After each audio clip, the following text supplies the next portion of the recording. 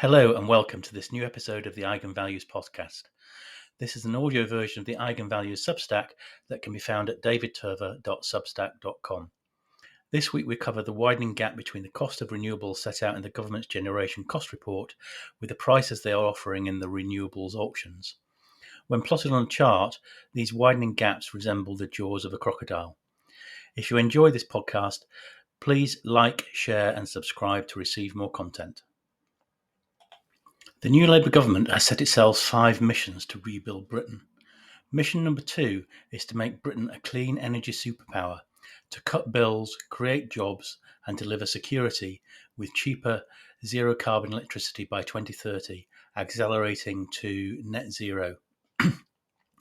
This article looks at the veracity of those claims and the forces that are likely to crush this net zero pipe dream. First, as discussed previously, existing intermittent renewables are much more expensive than the reliable gas-fired electricity which must be displaced if we are to achieve a zero-carbon grid by 2030. Although new renewables are cheaper than the existing fleet, they are much more expensive than the gas-fired power, as shown in Figure 1 below.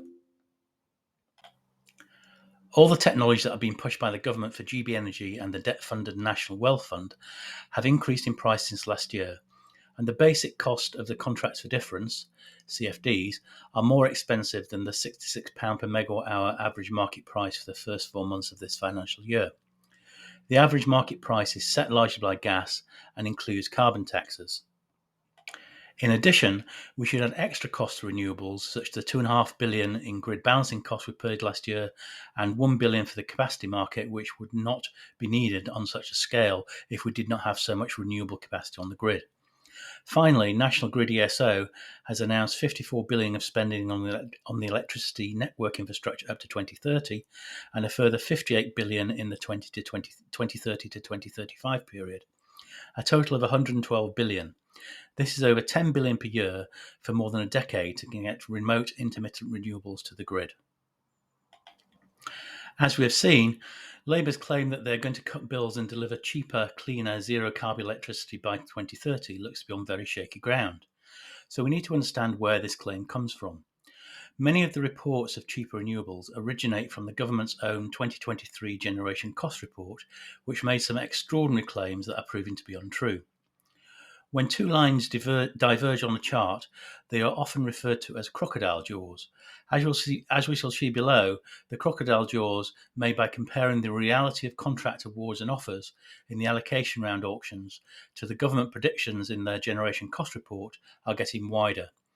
The upper jaw in magenta is the contract award and offers, and the lower jaw in orange is the government projections made in the 2023 generation cost report. The yawning gap between the projections and reality must surely crush their net zero plans. Let's start with solar power, as shown in Figure 2. Remember, Labour wants to triple solar capacity by 2030. The generation cost report quoted all technologies using 2021 prices, and they stated solar power could be delivered in 2025 at £41 per megawatt hour, falling to £30 per megawatt hour by 2040. We can see that the price of solar power was over £110 per megawatt hour in 2024 prices when Triangle Farm won a contract for difference in allocation round 1 and became operational in 2018. Prices then fell to AR4 with awards made for 2024-25 delivery at £64 per megawatt hour. That was the low point of offers and delivery.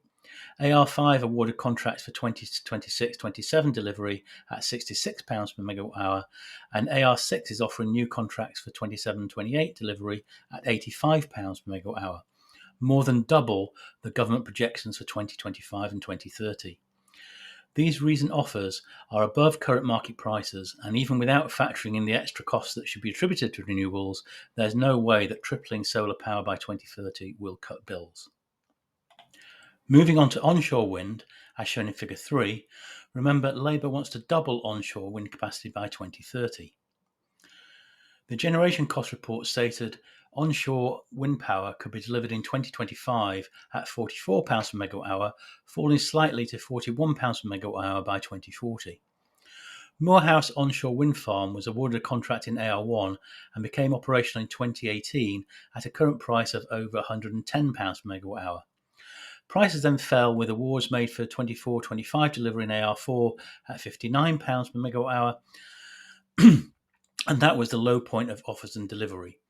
AR5 awarded contracts for 26-27 delivery at £73 per megawatt hour, and AR6 is offering new contracts for 27-28 delivery at £89 per megawatt hour, more than double the government projections for 25 and 2030, and above the recent gas-fired electricity price. Again, there's no way that adding more expensive onshore wind capacity will bring down bills. Finally, we come to offshore wind, as shown in Figure 4. Remember, Labour wants to quadruple offshore wind capacity by 2030 and wants it to become the largest source of renewable electricity. The crocodile jaws of the chart are the widest for offshore wind. The generation cost report stated offshore wind power could be delivered in 2025 at £44 per megawatt hour, and then fluctuated somewhat before settling at £41 per megawatt hour in 2040. Prices have fallen since East Anglia 1 was awarded a contract in AR1 at £166 per megawatt hour at today's prices and activated its CFD in 2019. The more recent projects such as Triton Knoll and Moray East also saw prices falling further. The low point of contract awards came with AR4 when projects for 24-25 delivery at £52 per megawatt hour in today's prices won the auction. However, we should remember that Vattenfall has pulled out of the North Boreas project that won a contract in AR4 because of soaring costs. Other projects are being offered the possibility of rebidding parts of their projects at higher prices. AR5 offered contracts for 26-27 delivery at £61 per megawatt hour, but received no bids. AR6 is offering new contracts for 27-28 delivery at £102 per megawatt hour, much more than double the government projections for 25 and 2030, and higher than gas-fired electricity. Again, adding more offshore wind capacity at these prices will only increase our energy bills.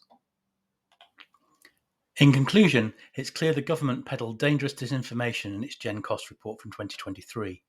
It must know the prices it projected are wrong, because it also sets the strike prices for the CFD auction rounds. But Labour and others use this report to substantiate their claim that renewables are getting cheaper. In reality, the opposite is the case. Renewables were never cheap, and they're now getting much more expensive than government projections, and more expensive than gas-fired electricity. Yet the Labour government has recently increased the budget for AR6 so they can deliver even more of this expensive intermittent power. Labour has also announced that the winter fuel allowance will be cut, reducing the ability of pensioners to pay for this more expensive electricity.